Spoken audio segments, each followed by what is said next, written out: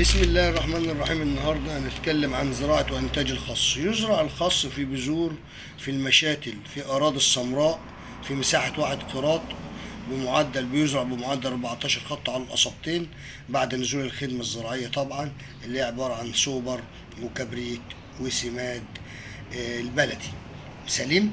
أو يزرع في صواني في الصوب. بيزرع في المشاتل في شهر 9 و10 و11 و12 و1 اللي هو سبتمبر اكتوبر نوفمبر ديسمبر يناير.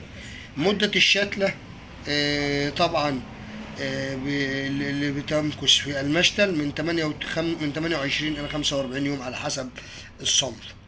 طبعا الخدمة اللي بتنحط للمشتل في الأراضي الزراعية دي طبعا عبارة عن نص متر سماد بلدي مع 20 كيلو كبريت مع 20 كيلو سلفات نشادر مع 20 كيلو سوبر، خلطوا مع بعض وحطوا في الأرض في مساحة القيراط دي اللي بيزرع فدان. وبعد كده بنبدأ نخططه بمعدل 14 خط على القصبتين، ونبدأ نزرع البذور مسرسبة في الجزء العلوي من الخط.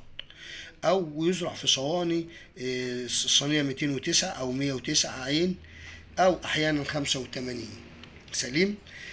طيب بيزرع الخس في الأراضي المستديمة أو الأراضي الزراعة في شهر 7 و8 و9 و10 و11 و12 اللي هو يوليو أغسطس سبتمبر أكتوبر نوفمبر ديسمبر.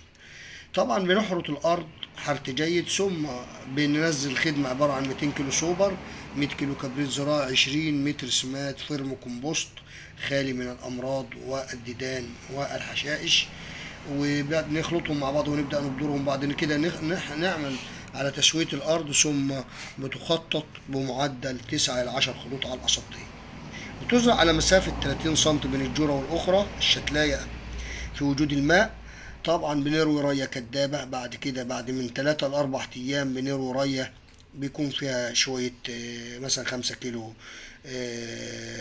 سلفات نشادر مع كيلو هيومك أو كيلو فول. بنركز طبعا على عفان الجذور.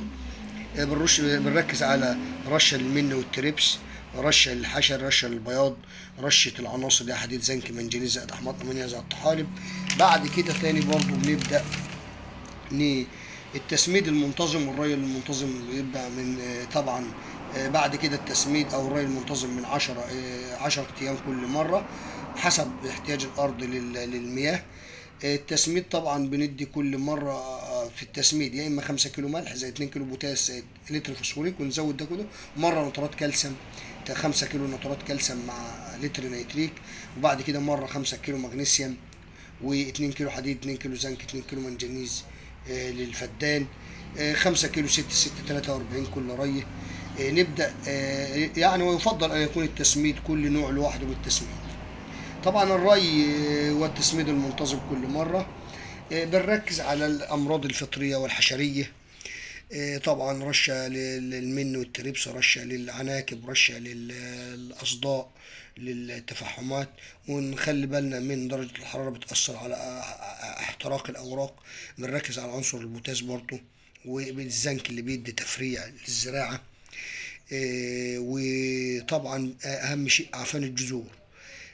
طبعا النبات دوت بيحتاج إلى مثلا انتظام في الكيماوي، النترات، سلفات النشادر أفضل، البوتاس أفضل، نترات الكالسيوم يحتاج إلى المغنيسيوم.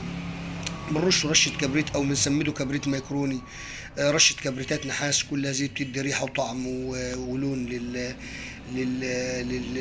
للخس. والسلام عليكم ورحمة الله.